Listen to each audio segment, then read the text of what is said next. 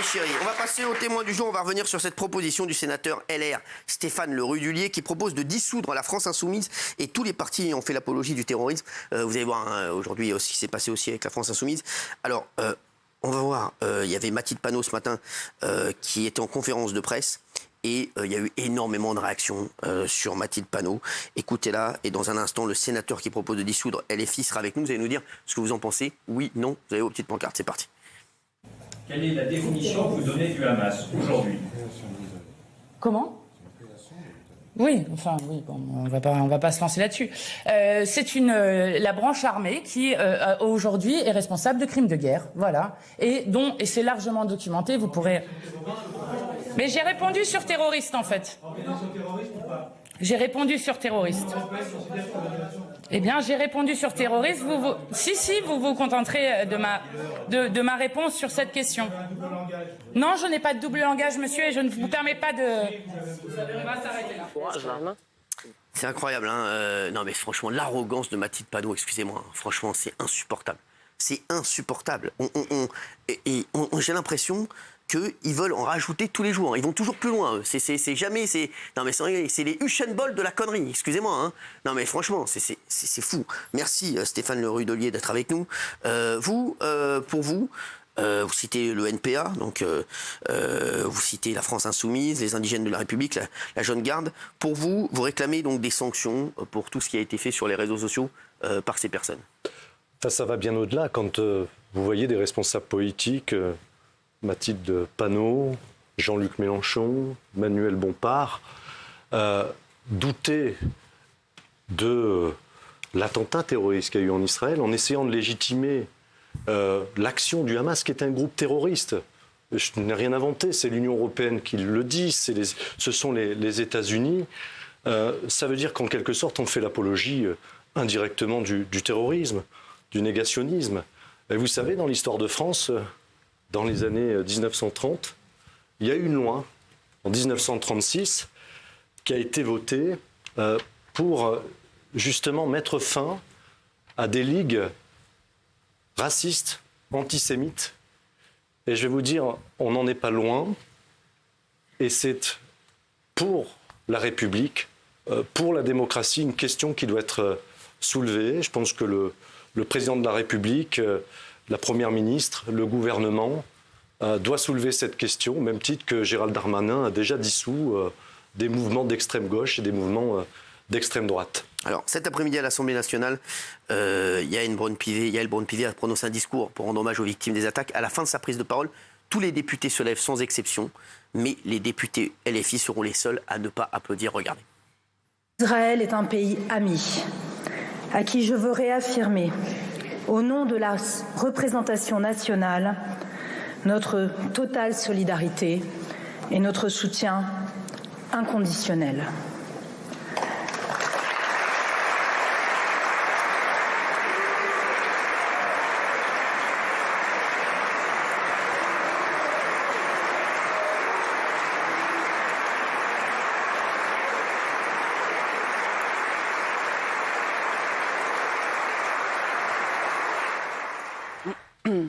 Alors, qu'est-ce que vous pensez de ça, Gilles? Moi, je ne suis pas d'accord.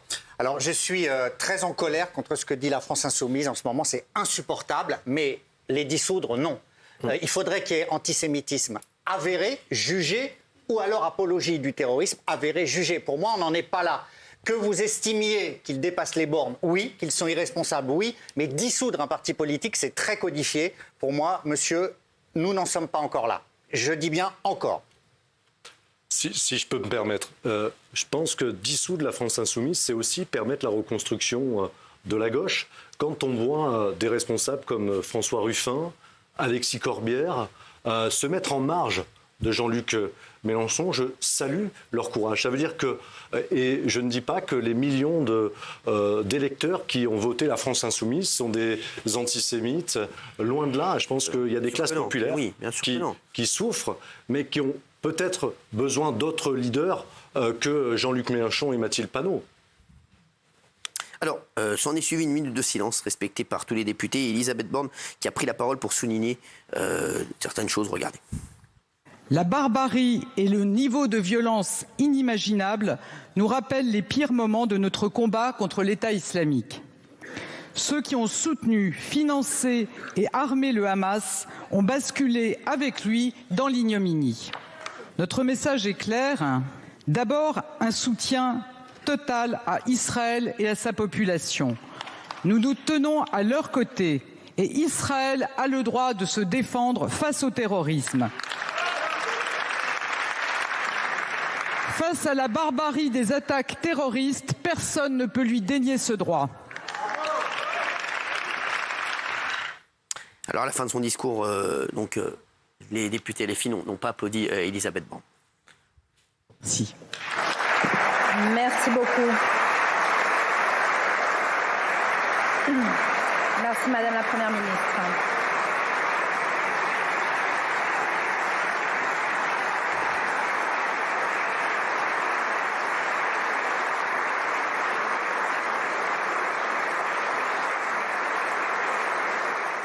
Alors, est-ce que ça vous dérange, ça, Yann Moix? C'est indécent, c'est abject. Pour la première fois de toute son histoire, Israël réussit, dans des tristes circonstances, à faire l'unanimité pour lui. C'est un État qui, pour la première fois, a une légitimité qui est quasiment maintenant reconnue par tous. C'est la seule bonne nouvelle de cette tragédie d'ailleurs, et je mets des milliers de guillemets à bonne nouvelle, c'est que pour la première fois, la légitimité d'Israël est à la fois universelle et irréversible. Ce ne sont pas des exactions militaires qui ont eu lieu, ce n'est pas un État contre un autre, ce n'est même pas l'État palestinien contre l'État d'Israël. Ce sont des terroristes qui ont décapité des enfants. Ne pas se lever ce jour-là, c'est comme applaudir au Bataclan, c'est comme applaudir à Oradour-sur-Glane, c'est comme applaudir au 11 septembre. Évidemment que l'interdiction est utopique, et je crois que monsieur le député ne rêve même pas que ça puisse se faire. Mais on pourrait rajouter « hélas », car le spectacle qui est donné là donne la chair de poule. Et les gens qui ne se seraient pas levés dans les années 30 n'auraient pas été à l'extrême gauche, mais à l'extrême droite. Alors, c'est vrai que voilà, c'est vraiment... Il y a eu des actes encore aujourd'hui, on a appris des choses incroyables. Moi, je pose toutes les questions, et je vois que les questions qui reviennent sur les réseaux, comme ça, je vous les pose. Il y a des gens qui disent, est-ce qu'il y aurait eu un discours, le même discours, s'il y avait eu un attentat du côté palestinien voilà, même type. Il y aurait eu un discours également. Des Israéliens sur les Palestiniens. Oui. Mais en fait, on ne peut pas comparer parce que... je vous dis les questions qui reviennent sur Twitter. C'est une guerre qui n'en est pas une. C'est un conflit dissymétrique. Il y a là des gens qui ont un pays et qui veulent se défendre contre une poignée de fanatiques qui, en dehors des règles du jeu, si on peut dire de la guerre telle qu'elle devrait se pratiquer, choisissent le sale. Ils choisissent l'abjection, ils choisissent de s'en prendre à des femmes, à des vieillards et à des enfants, avec les moyens du bord, sans armes finalement réellement sophistiquées, avec quelques ULM. Le but était de faire un carnage. On parle de 11 septembre, oui c'est un 11 septembre. On parle du Bataclan. Il y a effectivement avec la Rêve-Party un Bataclan. Mais il y a aussi Oradour-sur-Glane des populations, on a vu le kibbutz, qui est anéanti pour une seule raison. Et je le répète, je l'ai dit hier, pas parce qu'ils sont israéliens, parce qu'ils sont juifs. Si des Israéliens étaient morts, et simplement des Israéliens, on aurait pu commencer à se demander s'il fallait interdire la NUPES ou pas, ou LFI ou pas. Mais ce ne sont pas des Israéliens qui sont morts. Ce sont des Juifs qui se trouvent être Israéliens, mais qui sont morts parce que Juifs. C'est donc d'une gravité extrême et LFI aura des comptes à rendre parce qu'on n'est pas là dans l'extrême gauche, on est dans quelque chose qui, si ce n'est du crypto-fascisme, est quasiment du néonazisme, mais à l'extrême gauche. Oui, Géraldine. Oui, je suis d'accord, mais c'est pour ça que je ne veux pas la dissolution. En fait, moi, je pense que justement, la LFI a rendez-vous aussi, avec son destin par rapport aux électeurs. C'est-à-dire qu'ils ont tellement l'habitude, ils ont une telle fascination pour le pire, ils ont une telle fascination pour la bordélisation, ils ont une telle fascination pour la violence que moi, je veux qu'ils aient des comptes à rendre aux électeurs. Et je pense qu'il ne faut pas les dissoudre parce que ça va les victimiser. Et je pense qu'au contraire, ils doivent continuer finalement à se saborder. C'est ce qu'ils font depuis des mois et des mois. Et pardon, mais M. Mélenchon n'en est pas à son galop d'essai. Je me souviens que, par exemple, lors des attentats Toulouse immondes, antisémites de Mohamed Merah, il n'avait pas osé prononcer le mot. C'est-à-dire que ça lui brûlait les lèvres. À chaque fois, il tourne autour du pot. C'est jamais des attentats terroristes islamistes. Non, c'est des fous, c'est des dingues, c'est des perchés. C'est insupportable. Donc, il est récidiviste, ils sont récidivistes. Et donc, je pense que petit à petit, ils vont dire, j'espère que les gens vont se réveiller. Et je pense que ce sera un bon paramètre aussi de voir l'état de notre société française. Parce que s'ils font un carton, eh ben, ça voudrait dire, excuse-moi Yann, je ne suis pas du tout positif comme toi et je ne suis pas optimiste. Je pense que c'est beaucoup plus fracturé, c'est beaucoup plus dramatique. On n'a qu'à voir l'absence de réaction. Parce que vous voyez, parce que on voit tout ce qui se passe sur les réseaux, c'est beaucoup moins... c'est beaucoup plus partagé Bien sûr. que ce qu'on a sur ce plateau. Non, mais Yann, il dit c'est formidable, c'est incroyable, ça va être une Je reviens à votre question. Non, mais Gilles, pas du tout, ça ne fait pas du tout l'unanimité. Moi, je vais vous dire la vérité. Pas du tout. Non, mais attendez, je vais vous dire la vérité. Là, les filles, on peut dire ce qu'on veut, mais mine de rien, c'est quand même des malins. Et je dis, c'est grave de dire ça. C'est grave de dire ça. C'est pour ça qu'il faut l'en revoir. Non, mais justement, c'est grave de dire. S'il vous plaît. Parce Merci Valérie. Oui. C'est bon. Là, les filles, ils voient ce qui se passe sur les réseaux. Forcément. Et ils sont très, très, très actifs sur les réseaux sociaux. Les filles, ils sont très numériques. Gilles, on est d'accord. Mais je suis entièrement d'accord avec vous. Ils voient que c'est beaucoup moins. Bien sûr. C'est beaucoup plus partagé que sur les plateaux de télévision ou dans la presse, ou vrai ou pas? C'est très violent, mais c'est très partagé, c'est très clivé. Vous avez raison. Et LFI. Non, partout. Et LFI. Géraldine, là, vous dites une énorme. Excusez-moi, je vous adore, Géraldine. Partout. En Afrique, par exemple, c'est extrêmement divisé. Moi, j'ai regardé avec attention. Mais même en Espagne, au Canada. Dans d'autres pays, bien sûr. Vous le voyez. À Londres, en Angleterre. Bien sûr. Les gens défendent le Hamas. Non, mais il y a des pays. Les gens ne disent pas que le Hamas est une organisation terroriste. Non, mais c'est pas ça, Géraldine. C'est pas ça. Je prends pas parti. Comme disait Cyril, l'Espagne tout de suite a dit non, ne suspendons pas l'aide aux Palestiniens tout de suite. Mais c'est très bien, je veux dire que c'est très clivé. Et LFI, c'est vrai, ils sont dans une stratégie électoraliste pour aller chercher des voix qu'ils vont récupérer. Vous voulez revenir sur ma question qui revient? Je vous dis, c'est la question qu'on me pose le plus sur les réseaux. Donc au moins, répondons à cette question. Eh bien, moi, je vous dis qu'à l'inverse, il n'y aurait pas eu autant d'émotions et autant de... C'est pas possible, mais si...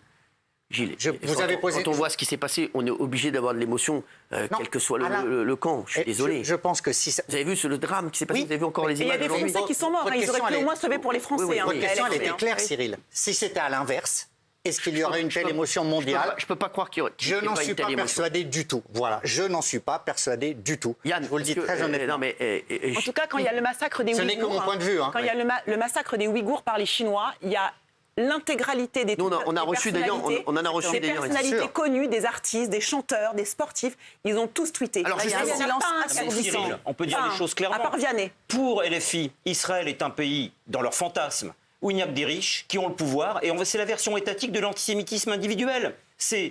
Tout dépend d'Israël, tout converge vers Israël, ils ont le pouvoir, ils ont l'argent, et les Palestiniens, ce qui est vrai par ailleurs, vivent dans des conditions atroces. Est-ce qu'on peut dire, sans être ridicule, que les Israéliens sont tous des gens riches, que c'est tous des gens fortunés, que c'est eux qui actionnent dans le monde toutes les manettes de tous les pouvoirs?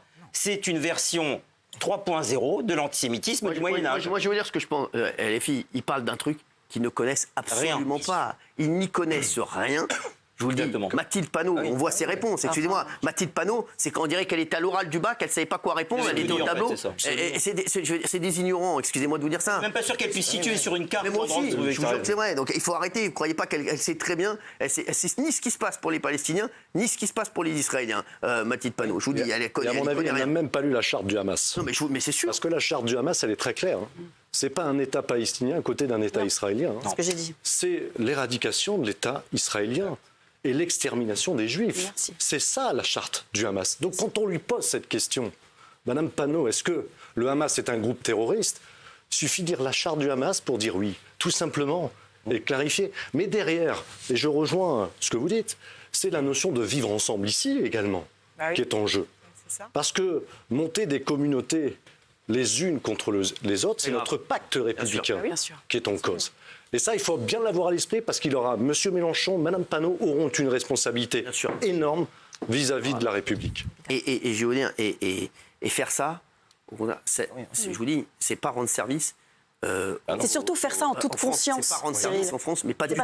Non, il joue la division. Bien sûr. Mais il joue la division, il joue le clivage, il joue la montée de la violence, il joue le communautarisme. Ils ont une responsabilité historique. Je suis entièrement d'accord avec vous. J'ai des réactions sur l'émission d'hier, Cyril. Vraiment des réactions extrêmement positives sur l'émission d'hier. Sur le fait que vous refusiez cette fracture, que vous refusiez l'importation de ce problème du Moyen-Orient en France. Moi, j'ai déjeuné avec mon père ce midi. Et mon père, il est d'origine tunisienne, vous savez, et il était effondré. Il était effondré pour ce qui se passe actuellement en Israël. Il était effondré. Voilà, il ne s'en remet pas depuis 3 jours. Il est effondré. Et il me disait, je suis effondré par ce qui se passe en Israël. Et j'aimerais tellement que ça s'arrange parce qu'il y a des gens en Palestine aussi qui vivent des moments très compliqués. Et il n'est pas effondré que la Tunisie n'ait pas dit que c'était un attentat. Non, mais ça, on n'a pas parlé de ça. Oui, moi je suis effondré aussi. Oui, malgré tout, on a une grosse communauté tunisienne. On n'a pas parlé de ça. Mon père, ce qu'il veut, pareil pour et je pense que c'est dommage. C'est ce que veulent tous les gens qui nous regardent. Ils voudraient qu'il y ait une paix durable. Oui, mais c'est des symboles. Aujourd'hui, oui, s'il vous plaît, mais là on parle de Mathilde Panot et de la LFI. Aujourd'hui, avoir des comportements comme ça, je suis désolé, ça n'attise que la haine et la division. Et c'est pas ce dont on a besoin en ce moment. Cyril, vous avez entièrement raison. Et il y a une différence entre l'autorité palestinienne et le Hamas. C'est ça que Mathilde Panot aurait dû dire. Oui, on va discuter avec l'autorité palestinienne. Les Israéliens doivent discuter. À l'époque de l'OLP, on pouvait. Oui, absolument. Mais encore une fois, le Hamas a pris en otage 2 millions de Palestiniens dans la bande de Gaza. Je vais vous dire un truc. Les gens qui ont été tués, là encore, on a vu des gens aujourd'hui, des images terribles. On sait. Vous croyez quoi? Là-bas, c'est comme en France. Ici, il n'y a pas 100% des Français qui sont derrière le gouvernement d'Emmanuel Macron. Sachez-le, il y a plein de gens là-bas. Ça faisait des semaines qu'ils manifestaient contre le gouvernement et qui sont contre les décisions du gouvernement et qui sont contre le gouvernement actuel et contre Benjamin. C'est la plus grande démocratie au monde. Non, mais je vous dis, donc c'est une démocratie. Donc aujourd'hui, c'est des innocents qui se sont fait tuer, alors que peut-être les pauvres, ils sont même pas, ils soutiennent certainement pas. La politique, pour ceux qui étaient à la rêve party, je vous dis, il y a 90% de chances qu'ils ne soutenaient pas la politique actuelle. Donc vous vous rendez compte, c'est vraiment des innocents. Et ce qu'on avait aujourd'hui, c'est dramatique. Voilà, je vous dis, c'est dramatique. Et ce que fait la France insoumise, c'est extrêmement grave. Je vous le dis, voilà, on parle souvent de la France insoumise ici pour rigoler, pour les petites exactions qu'ils font. Mais là, je pense que c'est le truc le plus grave qu'ils aient fait. Et voilà, et aujourd'hui, il faut condamner tous les actes terroristes et tous les actes qui s'en prennent à des pauvres gens qui n'ont rien à voir là-dedans, qui n'ont rien à voir avec la politique du pays. C'est dramatique. Merci en tout cas d'être venu nous voir, Stéphane Le Rudulier. Oui, qui veut dire un truc intéressant. Oui. Non, mais ce qui est intéressant aussi, et c'est pour montrer à quel point la France insoumise joue avec les mots et connaît très bien les mots, c'est que quand la France insoumise parle de l'autorité palestinienne et du Hamas, elle fait croire que le Hamas est l'armée de l'autorité palestinienne. Bah si, parce que c'est ça le problème, c'est que le Hamas n'est pas l'armée de l'autorité palestinienne. L'autorité palestinienne veut 2 États, veut dialoguer avec Israël, le Hamas veut la mort. Il parle de crime de guerre. On l'a déjà dit. Chaque mot a son importance. Un crime de guerre, c'est par rapport à un État. Exactement. Le Hamas n'est pas légitime. Voilà, mais je vous dis, en tout cas, on pourrait discuter des heures là-dessus. Ce qu'on sait, c'est qu'aujourd'hui, on vit un drame. Voilà, on vit un drame et tous les gens qui voient les images actuellement qui passent sur les réseaux ou quelquefois à la télévision, parce qu'elles sont tellement violentes qu'elles passent surtout sur les réseaux, franchement, c'est insoutenable. Nous, on vit un drame, mais LFI ne vit pas un drame. Exactement, c'est ça qui est fou. LFI se sert de ça, au contraire, à des fins électorales. C'est sinon absolument. C'est très grave. Merci Stéphane Le Rudulier. Merci de m'avoir invité. On se retrouve dans un instant. À tout de suite.